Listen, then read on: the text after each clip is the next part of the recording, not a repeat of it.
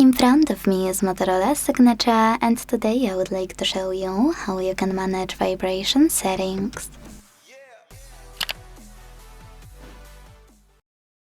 Start by opening Devices settings and scrolling to click on Sound and Vibration. Now scroll again, this time to click on this section called Vibration and Haptics. Now all you need to do is click on this switcher next to Use Vibration and Haptics to turn them on or switch them off.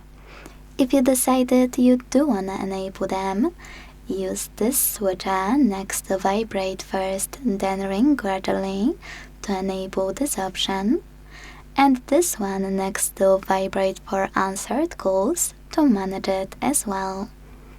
Then operate all of those sliders to adjust haptic feedback intensity for ring vibration, notification, alarm, touch feedback, and media.